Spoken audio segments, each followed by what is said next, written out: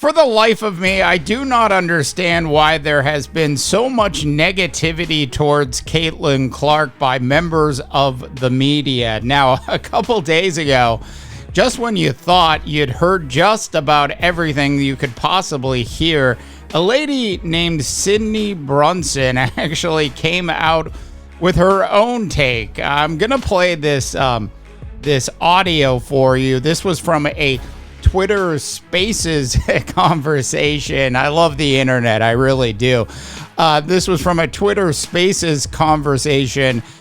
She has issues with the way Stephen A. Smith has actually been treating Sheryl Swoops. She actually goes on in the audio to actually rip on Caitlin Clark and the Indiana Fever organization for not actually defending Sheryl Swoops.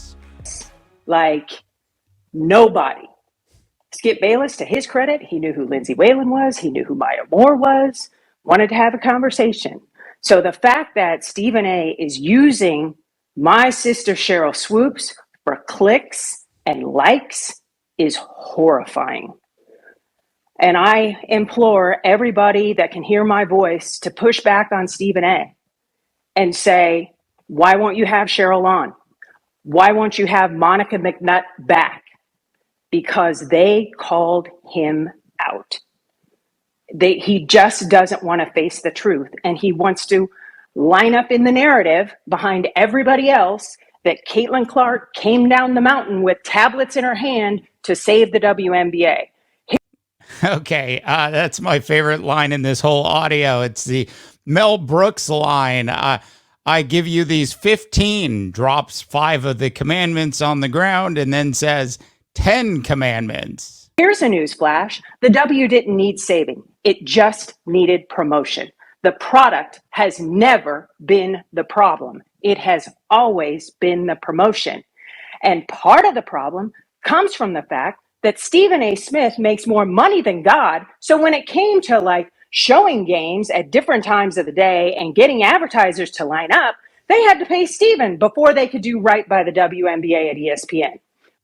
Okay, I'm not sure Cindy Brunson actually understands how ratings work and why the ESPN folks would actually pay Stephen A. as much money as they pay him.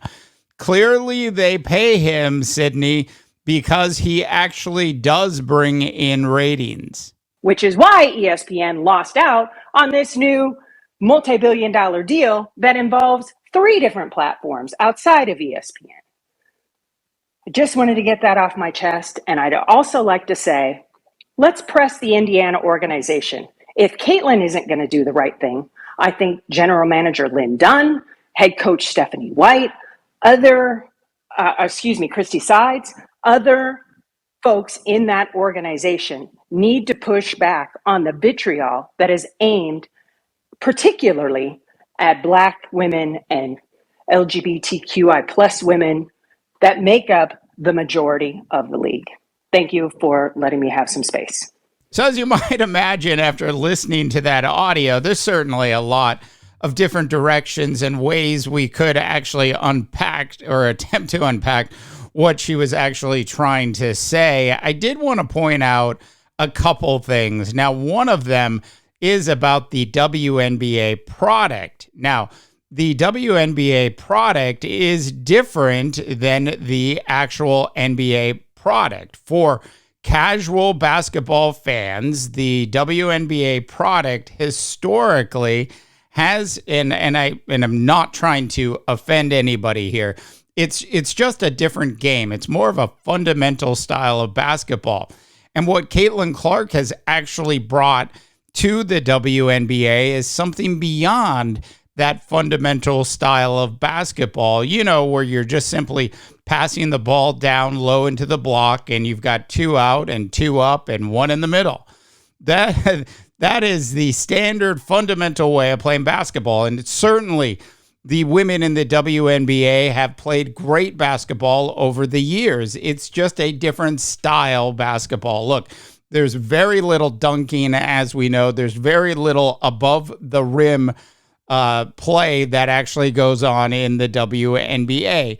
it is a different game. And one of the comments about the product being there and not actually getting enough promotions for the WNBA up to this point makes this whole conversation really silly when you think about it. What is Cindy Brunson's problem with Caitlin Clark?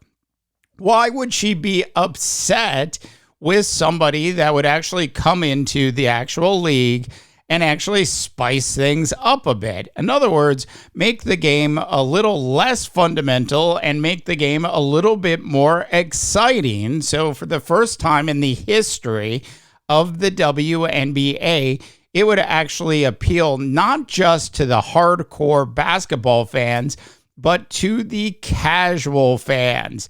And my friends, that is certainly what has happened with the WNBA and its success because of Caitlin Clark and to some degree Angel Reese actually entering the league this particular year.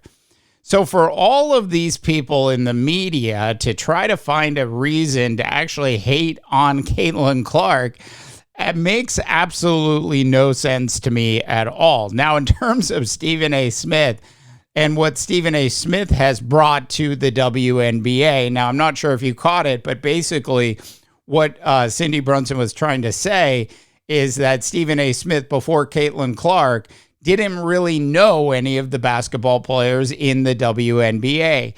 And while I'm sure Stephen A. Smith knows a lot more of the players today, how many of those casual fans that are now tuning into every single Caitlin Clark basketball game on television knew who played for the Minnesota Lynx 5 years ago?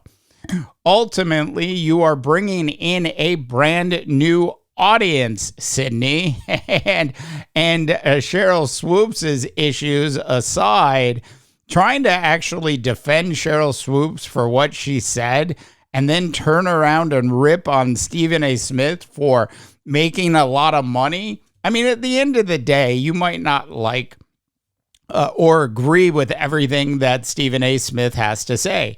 And that's certainly fine. But one thing that is for sure is that Stephen A. Smith is certainly a hard worker and has certainly done a fantastic job with his own personal brand. I mean, if you ask me if the WNBA ever needed a branding consultant, Stephen A. Smith might actually be a good person for them to actually talk to. At the end of the day, this whole hate on Caitlin Clark thing that several members of the WNBA, the players, coaches, ownership group, and members of the media have had has done nothing but actually take away from the potential growth of the league. It is just flat out silly. All right, North America, tell me what your thoughts are. I want to hear from you. Go ahead and drop in your comments. For the underrated, I am Dave DeBaugh, wishing you all a tremendous rest of your sports viewing day. To the cool new music we go. This is Phoenix.